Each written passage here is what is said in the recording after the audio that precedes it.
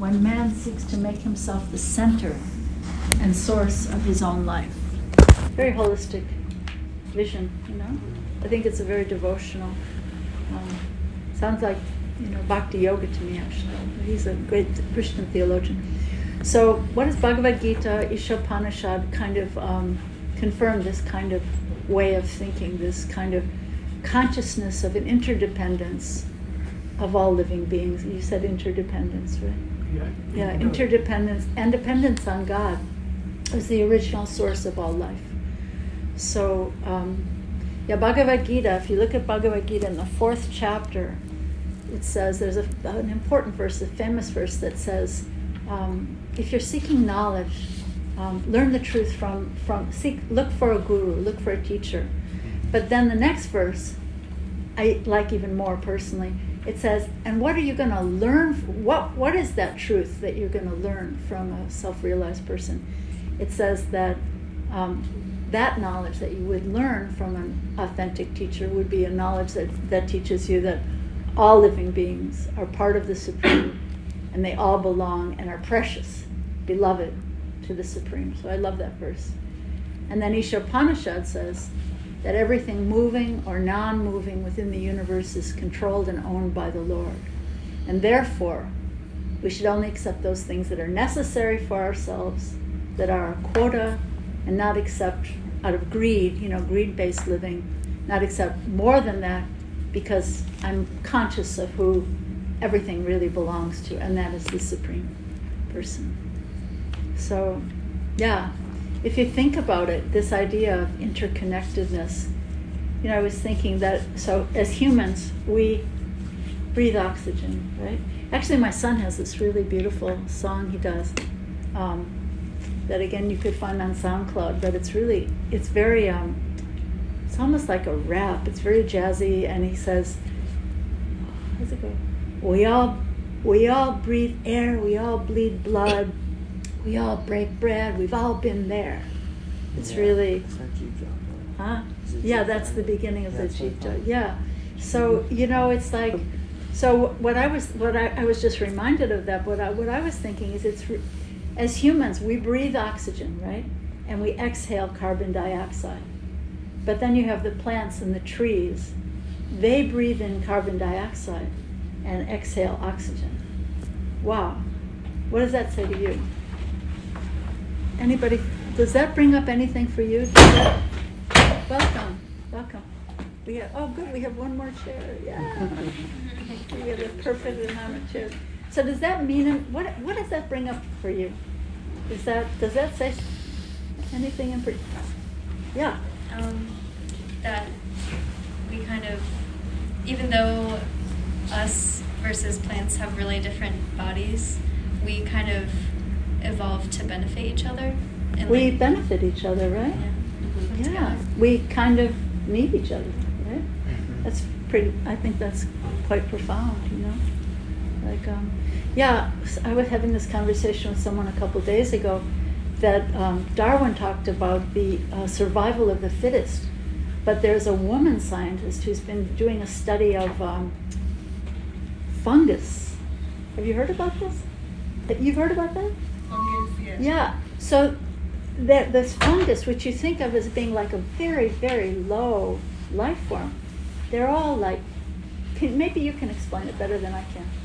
There's a really good documentary on Netflix that... What's it called? I think it's called... Fantastic Fungi? Yeah. It's called what? Fantastic Fungi. Yeah, great. Okay. I want to see it, but I haven't seen it. Yeah. Yeah, but essentially, they're like interconnected with trees, and then they can communicate when like a parasite is nearby, and they're basically the communication grounds for trees. That's a miracle, right? That's a complete and total miracle. So to me, says that, wait, there's something going on here. There's something that I'm not conscious of, but there's an interconnection between species. That's pretty amazing. It's like a divine plan and an order for all life that maybe we're just blindly ignoring as we go on, just consuming, more and more of the Earth's resources. We're just sort of blind to it. We don't recognize it. So in my opinion, this consciousness of exploitation, where it's about me, it's about mine, just like, what's that saying that you sometimes see on a bumper sticker? He who dies with the most toys wins, or something like that. I mean, it's kind of old, but, in other words, the consciousness of exploitation, it actually increases a sense of isolation, Do anybody ever have a sense about that? Like, the more I think that it's about me, it's about mine, and it doesn't matter to me who I exploit or whose head I step on to get where I want to go. It doesn't matter. It's very isolating kind of consciousness. But, think about the ecology of the earth, or the ecology of the mind and the heart. So yeah, this kind of toxic greed increases isolation, increases depression, and it promotes like dangers of suicide. People talk so much about so much suicide, right? And so, have you heard of the happiness index? Yeah. Okay, so the happiness index, we're talking about community here, right? So that people are distressed because the United States now is ranking number 15 in overall happiness, and they're not in the top 10 anymore, and people are trying to figure out why. And so some people have said that, some experts who studied these things said that it's because Americans are valuing money and productivity rather than social connectiveness, cohesion, trust. And here's a quote from somebody named Jeffrey Sachs, who's from Columbia University, and he says that with money running the presidential races and CEOs being revered in spite of their lack of integrity, it's no wonder that the U.S. struggles to find overall happiness in its current society. Then he says, life satisfaction depends on strong social support networks, on generosity, volunteerism, on generalized trust among strangers in society, and trust in government. Then he says, our society's increasingly valuing people according to their wealth, not their integrity, and it's no doubt that the sense of trust is going down.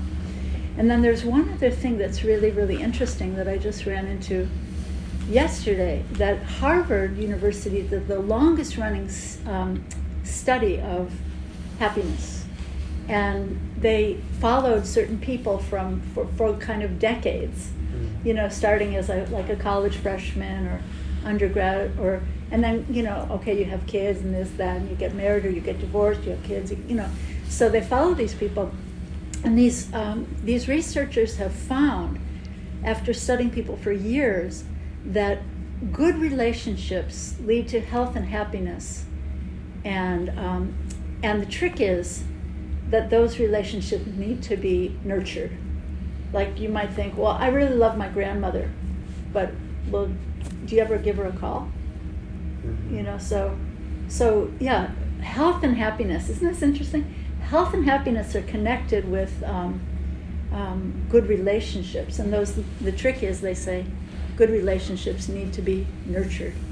So call your grandma, or call somebody. And when you have a relationship with someone that, sometimes you just have like a connection with someone. It doesn't have to be your grandmother, but someone you just feel like, this is someone who sort of inspires me to think or to feel, or just you feel like a dynamism in a conversation. That's a person that it's important to connect with. It doesn't have to be every day, but maybe once a week give a call to somebody who feeds your spirit. You know what I'm saying? So and then I was thinking about Albert Einstein. He said, don't strive to be a man of success, strive to be a man of values. And there's a really, really long, beautiful quote from him, but I'm just going to tell you the last part of it, where he said, the most important question you can ever ask in the whole world. Do you know what this is? Anybody heard this before? The most important question anyone can ask is if the world is a friendly place. In other words, is there some higher plan or divine order here? And he said if we decide that the universe is a friendly place, then we'll use our technology, our scientific discoveries, and our natural resources to create tools and models for understanding that universe, because power and safety come through understanding. We don't have enough chairs. Come on. Welcome. You guys are going to sit on the floor again. Okay. Because, let's see, because power and safety will come through understanding its workings and its motives. So, so the idea is, what I'm kind of thinking of here is that we're talking about community and the tension between community and an individual. That's kind of what we're talking about. So this kind of, what I would consider like a broad-minded, progressive spiritual consciousness. This is what Einstein, maybe the greatest mind that anyone had ever known, right? And he's suggesting this kind of consciousness. It means to have an attitude of dependence on the Supreme and interdependence or interconnectivity between all living beings. Whereas the more exploitive consciousness, it's about me and mine, it's about me, it's about my family, my gender, maybe my community, but as opposed to some other people's community, my country, my race, my gender, my, right? So this exploitative mindset isolates us, and my human connections become less relevant, and my universe, I would say, becomes like smaller and smaller and smaller. Right? So there's a really interesting interfaith kind of scholar. He's from Spain. His name was, I don't think he's living anymore, Raimundo Panikar. Have you heard that name before? Raimundo Panikar?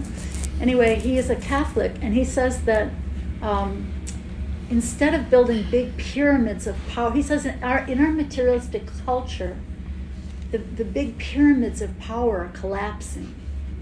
And he says that instead of big pyramids of power, our future needs to be in, I love this, he says, well-trodden paths from house to house. Nice, right? Instead of like some big conglomerate of some such thing. A well-trodden path from house to house. So that kind of, and to me that's community, So, but now in our kind of more materialistic culture, we have humans at the top to dominate and to exploit the earth. And then we have animals, like humans at the top, right? And we have animals, plants, trees, the earth, everything is down below. Any of you heard of Lord Chaitanya Mahaprabhu? He's the kind of the founder of the Bhakti movement during the time when he kind of set off a Bhakti renaissance in the 16th century. So he advised us to kind of flip that consciousness, because he says that we have to look at grass and learn humility from grass. Isn't it interesting when we say grass? Grass is a plural, right? It's a community. There's like one blade and another blade, another, infinite numbers of blades of grass, but it's called grass, it's plural. And so he says, Chaitanya says we should learn humility from grass, because the grass will bend down. If you step on it, it will bend down, and it'll gradually come back up. And he says that we should learn tolerance from trees, learn a quality of forbearance from trees. It's beautiful, isn't it? So to me, that's like, okay, instead of having man at the top, right, and all the earth and the animals and all life forms at the bottom, so if we put the trees and the plants and the grass at the top, then we have like more of a victory in our culture. And these divine qualities can kind of awaken and nourish our hearts versus the toxic greed that kind of impoverishes us. You following me this? You like the idea? So then Mother Teresa, who I love, she was a very feisty lady. She was like 4'11" or something, and she would just like let people have it, She was, anyway, she said that, she said that the greatest disease in the West today is not TB or leprosy. It is being unwanted, unloved, uncared for. She said we can cure physical diseases with medicine, but the only cure for loneliness, despair, and hopelessness is love. There are many in the world who are dying for a piece of bread, but there are many more who are dying for a little love. Really powerful. So Here's a nice quote that I really like. This is also from a Protestant minister, Peter Reibel. He says, "We build on foundations we did not lay. We warm ourselves with fire we did not light. We sit in the shade of trees we did not plant. We drink from wells we did not dig. We profit from persons we did not know. This is as it should be." Then he says, "Together we are more than any one person could be. Together we can build across generations. Together we can renew our hope and faith in the life that is yet to unfold. Together we can heed the call to care and justice. We are ever bound in community. May it always be so." Isn't that beautiful? So, I'm looking at all of you and feeling like, wow, you guys are the future. And this is an important message, I think. Message for the future. What do we want to jettison and leave in the past, and what do we want to carry forward into, what do you want your children to know and your grandchildren to know if you haven't, So this path of Bhakti Yoga teaches that each one of us is eternally an individual with the same qualities as God or Krishna, but in a tiny, tiny quantity. Just like the ocean water has the same taste as the vast ocean, but the vast ocean can create a gigantic tsunami and kill a whole community, right? So we have the capacity for, just like God has the capacity for love, they say God is love. So we have a capacity for love, joy, knowledge, and as eternally ever existing souls beyond this temporary body. But yeah, our happiness will be in honoring the Supreme and the community of all living beings, trying to see this interconnectivity between the earth and other living beings. Trying to make our vision like God's vision, like every living being is, that's what the Gita says, that's the verse I quoted before. Every living being is beloved to the Supreme. So to see if I can make my vision like that, not to see the outsider or the other, but to see the connectivity. So there's a really nice something that my guru said once. He said, Krishna is ever inviting the fallen conditioned souls to associate with him in pastimes of love. So he's, like the invitation is there, he's inviting us to this eternal community in his spiritual world, which we can access through chanting of his holy name, through the practices of Bhakti Yoga, and other traditions of the world too. So just in conclusion, I wanted to say that we're individuals, but we can find our happiness in serving our source, that supreme person, God by any name, and serving all living beings in connectivity. And whatever degree you're working on, you can be using that in the service of all living beings. It can, it's almost like we can lean into the light or we can lean into the shadow. So, what do you guys think? What was important for you here? Anybody want to reflect something back? Yeah. I'll start. Hare Krishna Maji, thank you for the nice lecture. So, I go to a discussion group every morning at Temple from 10 to 12 with Giri Govardhan. Every day? Every Over Sunday. Zoom? Oh, every Sunday. Bhakti Lounge. Yeah. And so we were talking. These are like local wise men. Yeah, so we were actually talking about pure love, because I had gone to I had gone to Orlando for a conference, and when I went to Orlando, I had tried to attend a Hindu service, but they didn't have the Hindu service, so I went to the Christian service. And when I went to the Christian service, they were talking about pure love, like prema.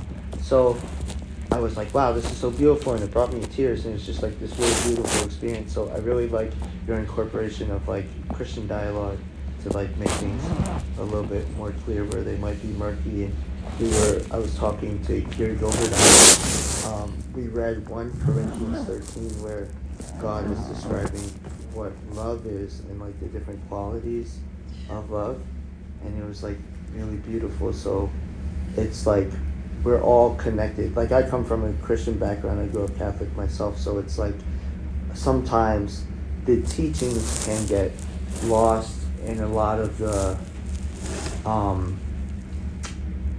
Ritual? a lot of the particulars, so a lot of the core message can get lost, but the way you presented it was really beautiful because the message is really the same whether we're practicing Hare Krishna or we're practicing Islam or Judaism or Christianity. The message is to love God and to love one another. So I really like how clear you made that in your talk. That was really beautiful. That's beautiful. Thank you for that beautiful reflection. You're welcome. Anybody else? Yes. Yeah, this is something I've been thinking about since I started classes again, because I'm taking a class, philosophy, politics, economics class on wealth and how countries are rich and how they're poor and if it's ethical and all of that. And we looked at this chart that was like the wealth of all of the nations, and the U.S. is one of the wealthiest countries in the world. And our professor, whether or not he was being sarcastic, he was just like, yeah, you guys are like so lucky, like to like be here. And like, yes, that is definitely true, and from many like standpoints, but it just like the whole class is built on how do we grow in wealth and economically and all this stuff, and I'm like, why am I taking this class? Like, it just doesn't seem like this is any like value to me. And like, yeah, we're lucky in many ways, and I guess it can also mean that there's room for growth in other ways, but it seems like there's an upwards battle of finding that like community and love in a place that's so, like you said, so focused on that wealth. So that's something I've definitely been thinking about a lot, and it's like really interesting, and can be, it's like we're lucky from this standpoint, but are we lucky from other standpoints? And how are we, other than, it's just hard to reflect that in your everyday life when things around you are not reflecting that, and like working very hard to find community in your everyday life is, it's Thank you. Very, very deep. Thank you very much. Yeah. Have you heard of we're concerned about COVID, right? All the different COVIDs, and in the flu, influenza. Anybody ever heard of the disease of affluenza? Yeah, I've heard of that one. It's a really scary disease. It's like, when we live in a throwaway culture. Wow, I saw this movie once. It was a documentary of clothes. You know how they have these big boxes you can put your clothes in and they get sent to people who need clothes? Mm-hmm. And so it was a documentary about clothes being sent to, I think, maybe India, but maybe Bangladesh. And these girls in this documentary were sorting through the clothes that were coming over from America. And this one girl, it was being translated into English, and this one girl was like joking in a really sarcastic way. She's like Bangladeshi girl, she's really sarcastic, and she said, yeah, in America water is really expensive, so they just throw their clothes away instead of washing them. And so it's, it's like a throwaway culture, and people feel like throwaway people also.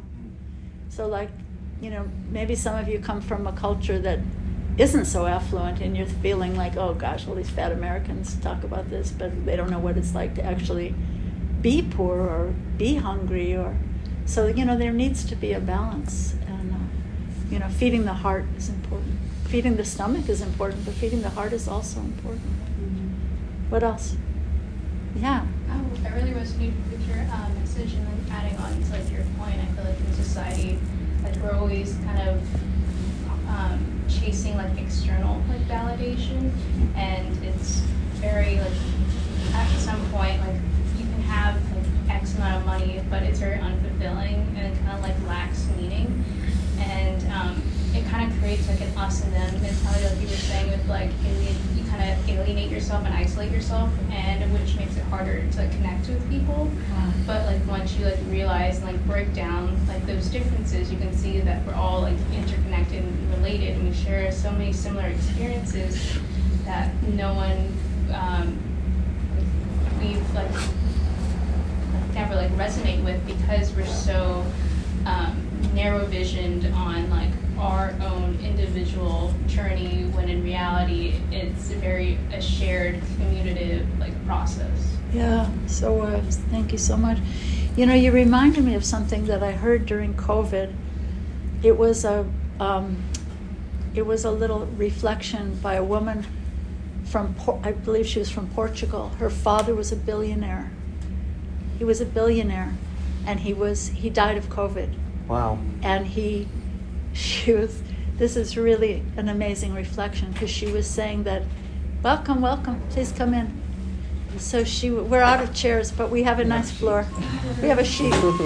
It's very Indian style to sit on a sheet.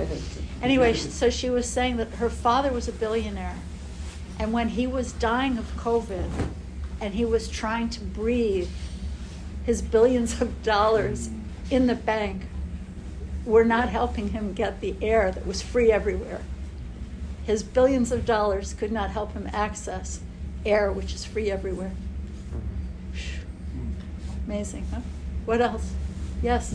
One thing that came to mind when you were talking about happiness, especially in this country, it just made me reflect back on the Declaration of Independence, because Thomas Jefferson put in there that the pursuit of happiness is one of our inalienable rights. And I feel like that has kind of gone to the wayside, and that's kind of forgotten about, that's one of the pillars of the creation of our country, is that people have the right to do what makes them happy. Right. And what is that happiness, you know? What is happiness? Anybody have any thoughts about that? Like, you know, some people talk about like a difference between happiness and joy. Like, you know, like, I love pizza, it makes me really happy. Or I love to watch the Super Bowl, it makes me really happy. Or my girlfriend makes me, you know, it could go on and on. But there's something that's deeper, that's not dependent on what I get. It's like something more intrinsic. I may even be suffering grief, but maybe it's something deeper called joy. Yeah, I think joy is kind of like that deep-rooted emotion, and happiness kind of is like a manifestation of a situation rather than an actual feeling of I feel joy. Right. Yeah, I was listening. One of my favorite teachers is this Benedictine monk whose name is Brother David Stendhal Rost. And I was listening to him the other day, and he was talking about how, you know, you hear about we should have a purpose-driven life. Yeah, Rick Warren. So he was saying that when we say purpose-driven, it can be about achieving and about getting stuff and getting somewhere. Whereas he was making the point that it should be a values-based life rather than a purpose-driven life. A very interesting difference, you know. So, yeah. What else? That was beautiful. Thank you. What else? Any other reflections? Yes. Just something quick. I like the action you talked about. Whenever someone is alone and someone's lost and they're in their space, you know, the right action is to just like show your love to them. And that'll mean the whole world to them. And that, I mean, I feel like that's some magic happening that will just change the entire perspective. Absolutely. And it can be such a small gesture. Yeah. You know, just a glance or a smile. I mean, it sounds really sentimental, but, you know, sometimes people are feeling so unwanted and unneeded. And sometimes just like, hey, what's going on? You know, just like reaching out to listen. You mentioned that we're Giri, who's our temple wise man. He's much more wise than I am, but he and I are doing a grief support group, and it's amazing the pain people carry. You know, it's people who've had some loss in their life, lost someone dear, but then when they start like unpacking and you know, everybody's carrying some kind of pain. So when we can be open, it may be something major, it may be something seemingly small, you know, or small to me, but maybe not small to them. But when we can open our ears to, open our hearts to listen to, you know, to just be there. You know, sometimes you just notice somebody's just down, you know. And, You just take the action. yeah, you know, once I was in Pune in India. which is, who's from Pune? You're from Pune? Oh, okay. So there's this, we have this really brilliant temple president there. His name is Radhe Shyam. Have you been there? He's a brilliant person. So once I was visiting there, and he pulled up a newspaper that some, like, you know, IIT topper, they call the Indian expression, IIT topper, like one of the, he's acing all his classes, he's the top university, top of his class, and he had just committed suicide.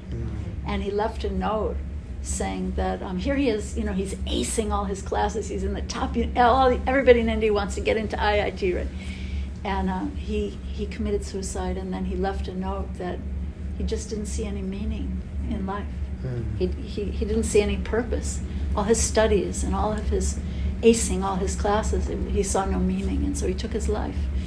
And this brilliant Radhe Shyam, who is also an IIT guy, he's a temple president, it was really, I still remember it to this day, because he's saying to all the monks there in the temple and everybody else who was there, you know, the whole community, right?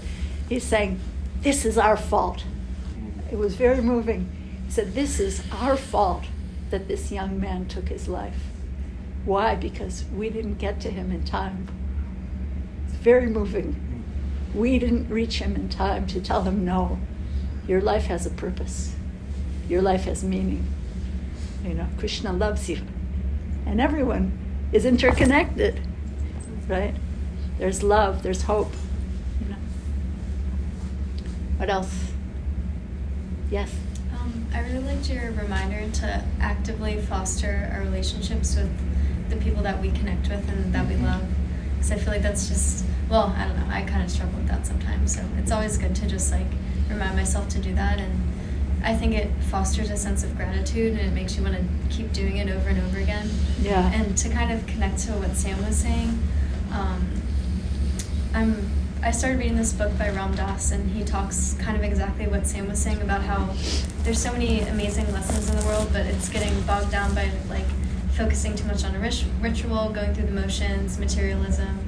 And he says that we need to bring back the living spirit into things. And I feel like that's really important. And fostering those relationships, I think, is a good way to do that. That's beautiful. Let's talk about ritual for a second. Are we talking too long? Do we have to stop talking? No, we can actually. What time is it? 7:30. Yeah, we can keep talking. Actually, we can serve food and still keep talking. Okay. Right? Okay. Yeah, maybe we can wrap it up, like have just a few more minutes. So about ritual, this is a really nice metaphor that I think really hits home. So, Camille, say it's your birthday. Happy birthday. And so we get you a present, and it's a nice big box, and it has wrapping paper, and it has ribbons, and it has a lovely card, and you go, oh, for me, thank you. You know? And then you open it up, you tear off the paper, you tear off the ribbons, and you open the box, and there's nothing inside. You know? So the ritual is the paper and the ribbons and the box, right? And all religious traditions. I mean, if you come from India, you've seen a ton of ritual. If you're a Catholic, you've seen a ton of ritual. It's everywhere, right? But the whole point is, it's supposed to be, the intention is supposed to be inside. And when we just have the box and the paper and the ribbon and nothing is inside, then we feel lost. We feel like, what's the point, you know? And that's why people say, well, I'm not religious, I'm spiritual.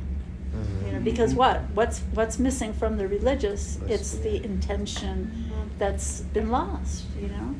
So with intention, you can go to any church. You can go to our Hare Krishna temple, you can go to a Catholic church, you can go to a Protestant church, and with intention, you can be moved by the Spirit, you know? And that's what's real. And that's, you know, to me, it's like a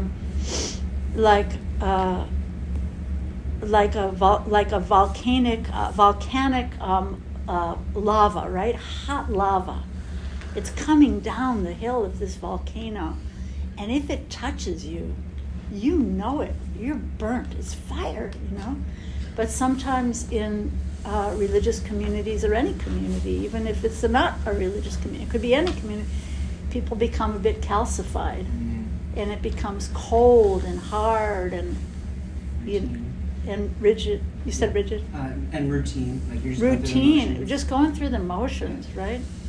Gosh, I have this friend from Ethiopia, and she says that in Ethiopia they have this, their culture is if someone is going through a problem like maybe addiction or something, or having some problem, illness or addiction or some kind of acting out or issue, problems, the whole community physically, this is so beautiful, talk about community, the whole community will gather around like in a circle, like we have a circle, but like close.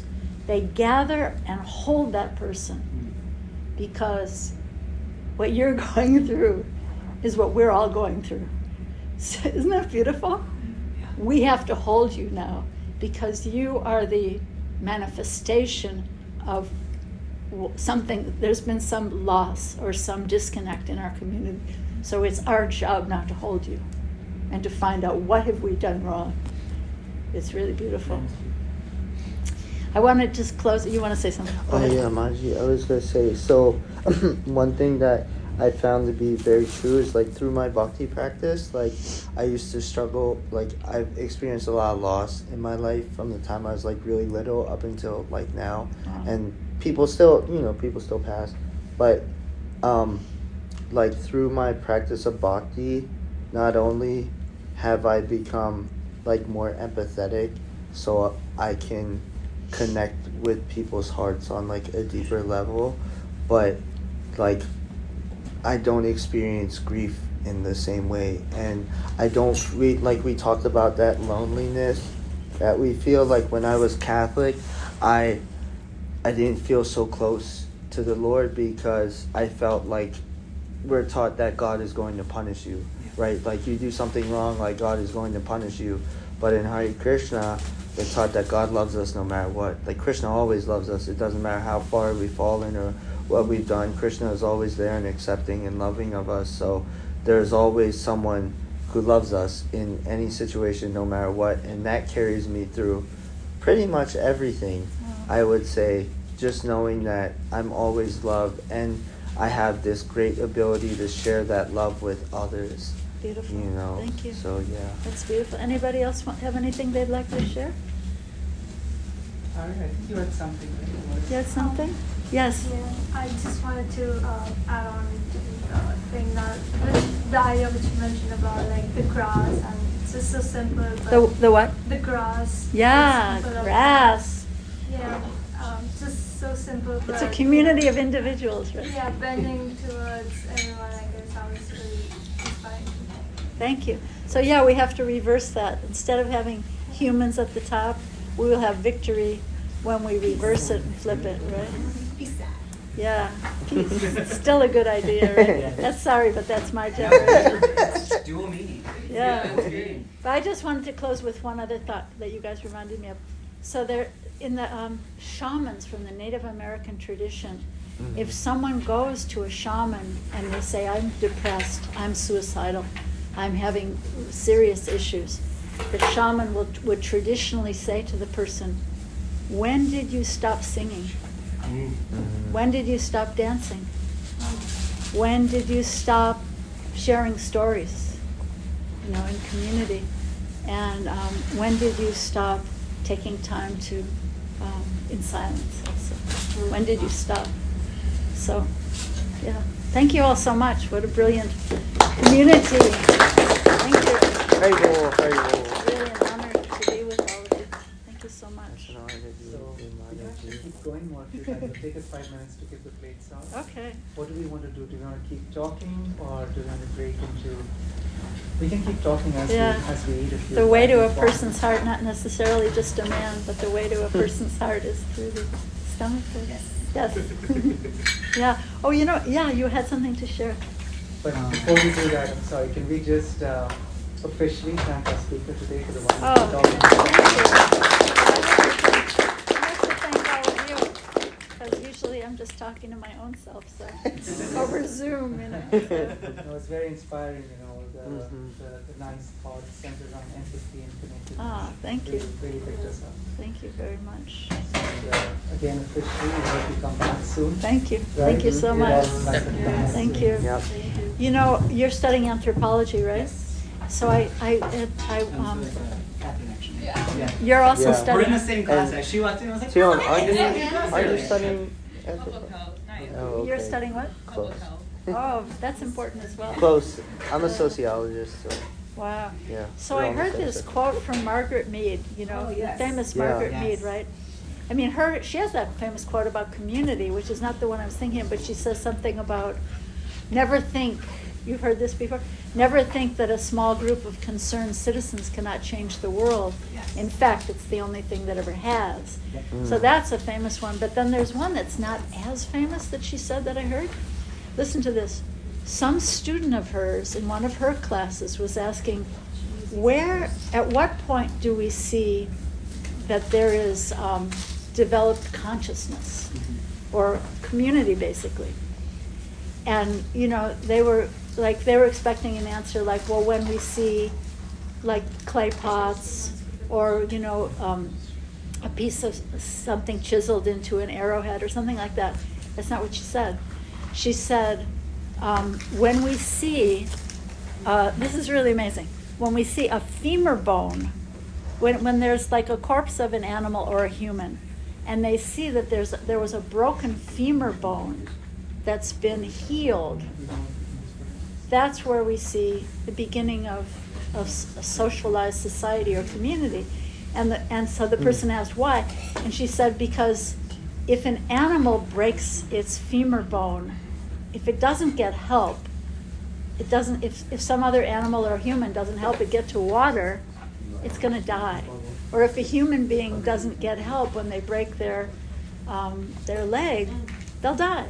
So when they see looking at these bones, if there's been a healing, that means that there was community. Yeah, and there's actually the Neanderthals. They have had like skeletal remains where they've been able to show that there was one who had what looked to be a collapsed lung, and they were older, but it had already healed. So that, in that sense, meant that there was somebody there taking care of them, and they had like a broken foot that had healed. So it was proof that the Neanderthals were not these primitive, unintelligent people that we think they are. They had a community. They were taking care of each other. Wow, that's so fascinating. Yeah. Isn't that fascinating? So yeah, what does that mean to us in our affluenza society of America, you know? Yeah. Reach out and help if you see someone. You know, I mean, the worst thing is when you hear that someone you know took their own life, or, Yes. you know, and then you, oh gosh, if only, right? If only I had, you know, I noticed that he was depressed, or I noticed that she was isolating, you know, but I wish I could have, right? Right. So, you know, think about it, because I think that's community when we reach out and care. You know. There's another story I'll share about. There's a very for me I'll have it last since I'm still yakking. But there's a very famous Quaker teacher named Parker Palmer. He's written many books. He's a really brilliant teacher. And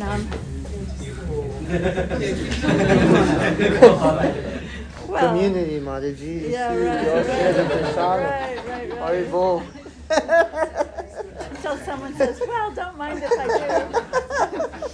But anyway, this guy Parker Palmer, so he wrote a lot of books. He's a very wise person, but he went into a depression. He himself went into, he was a counselor for many people, but he himself went into a depression. And when his friends would come to him and say, hey, you know, it's all right, you'll snap out of it, you're a great teacher, you've written so many books, nothing was helping. It's really interesting, nothing was helping him. But he had one friend who used to just show up on Fridays and just like rub his back. Wow. That's nice. He didn't even say anything. Yeah. You know, he didn't even talk. He just would show up and just like, hey, you know, I'm here to just rub your back. Yeah. And that actually helped him get out of his depression. That all the talking people, friends of his, were, it's really, Touch itself, just knowing yeah, somebody is there. yeah. Yeah. And when you think about your studies, there's so many fascinating fields. There's art therapy, there's music therapy, Yeah. there's touch therapy. Yep. You know, this is Animal really, therapy. what's that? Animal therapy. Cow there's, cuddling, Mataji. Oh yeah, like, cow cuddling. So I'm a veteran. You're a- and oh, really? I went over to Iraq and stuff. So we had, when we got back, there was a program outside of Fort Hood Air Station, and they let us go there, and they had a bunch of horses, and you could like, go and pet them, just spend time with them, and I was amazed at how uplifted I felt after that. That's amazing. Just Yeah, that connection. actually, we have a community in Michigan, in Ypsilanti, I think it is. I know where it is. And they have a little farm, they have some cows there. And you won't believe this. People come, so what they do is, here's what they do. And this is famous in India. I don't know if any of you guys from India have heard of this, but like in India, if people have mental illness or depression, they tell them to hang around cows. And it can actually cure depression and mental illness. So up in Ypsilanti, what they do is they feed the cows, so the cows are all chill and happy, and they lay down. They're not going to like butt into anybody. They lay down in their stall, and then people actually pay money to come and cuddle a cow. It's like a certain price for an hour or something. You can come and just like hug the cows. Yeah, You cow can do cuddling. You can do it in Pennsylvania too. Oh, really? We have a farm called Gita Nagari, and they have cows that you can cuddle with there. But it's like a whole thing. I was talking to some Prabhujis from like the farm up there. They came to the temple on Sunday, and they were saying it's like $50, but you get like lunch, and you get to cuddle with the cows and all this stuff. I was like, I'm sold. I'm sold. It's like a whole day. Well, It's a whole you guys day. are college students who pay $50 for one textbook these days, right? I know our textbooks are a scam. I think that goes back to like what you were saying with like how we have this connection and relationship with plants. Maybe we have the same thing with animals. Oh, We're yeah. all part of the same dynamic. It's amazing, yeah. Like you've heard these things. Like they do these studies. You know, you can play Mozart to a plant, and your plant is going to grow luxuriously. Yep. I heard this story that they had this like music concert place, like a concert shell or something in Laguna Beach, California, right next to Lion Safari. And when they would have heavy metal music playing in this concert place, the animals would go crazy. And there was even one trainer that was killed. Oh my God. Yeah, it was like the animals are like, But you know, if you play Mozart, it's really good. You can learn math better. You've heard that before, right? Yeah, definitely. I'm using that Mozart trick module for my statistics class. Yeah, it's really real. So I think this. I have to. See that song. What is it called? Fantastic Fungi. It's really cool. Yeah, and so it's very well. One thing I should tell you about myself. I have a website called urbandevi.com if you want to look at it. So I'm really interested in uplifting the voices of women in the 21st century, from spiritual perspectives. So how did I get to that? But oh yeah, I found it very interesting that here's Darwin, who was a guy, not to diss on the guys or anything, but he had a certain kind of perspective that the survival of the fittest. And here this woman scientist who has a more holistic perspective comes along, and she's seeing how the fungi are talking to each other and how the trees talk to each other in the air. Wow, I have some more stories. Is it all right if I share more stuff? Okay, so listen to this. The redwood trees out in California, they're the oldest trees in the world. They're the tallest trees in the world. Yeah. But believe it or not, they have a very shallow root system. That seems impossible. But what happens is, as soon as one baby redwood fructifies, it immediately winds its roots, its baby roots, around the roots of the tree that's next to it. And then every single tree in the whole redwood forest is connected to every other tree, either directly or indirectly. That's amazing. Isn't that amazing? I think I knew that. Talk about community. So that's a really interesting fact. I guess I should probably stop talking now.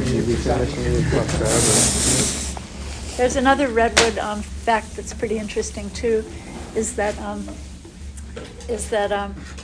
the forest rangers out in the redwood forest were taking such good care of the redwood trees, preventing forest fires and all this, that they saw that no baby redwood trees were growing, and they couldn't figure out why. And then thank you so much, thanks. And so when they researched it, they found that they were preventing forest fires, but the redwood seed is very hard, and it needs the heat of a forest fire to crack it open. And then it needs the ash that comes when there's a forest fire, the ash on the forest floor. It needs to nestle in that ash to kind of fructify. Wow. And then, because some of the trees have been burnt down, just the right amount, let's talk about symbiosis, right? Just the right amount of light comes through from the sky to give light to those baby little redwood seeds that are just cracking up, just fructifying. Wow. And because of their stewardship, you know, which is like a mistaken way of thinking, because of their great stewardship, no new redwood trees were growing. Because we think we're the controllers of the, we think we're the masters of the universe, right? Well, I mean, according to the Bible, God gave us dominion and inheritance, but I feel like people have taken that into the wrong context. Right. Having dominion over something or someone doesn't give you the right to just destroy it. That's right. You That's put you in right. charge, the Lord put us in charge to care for these That's right. animals and these plants. Yeah, that's right. Everything that we need to sustain life is already here on Earth. Right. I believe in Mother Gaia, like the Earth energy. Yeah. So I fully believe that like we're killing her. Yeah. She's not going to last. Yeah, you know what? My Guru Prabhupada said something really interesting. He said, if a father has two sons, and one of them is rather stupid, and the other one is very intelligent, if the intelligent son comes to the father and says, hey, you know, this guy's really a dummy, why don't we just cut him up and eat him, you know? Is the father going to tolerate that? Absolutely. No. The father loves all the children, even the ones that are not so brilliant, right? Yeah. Good conversation. Thank you.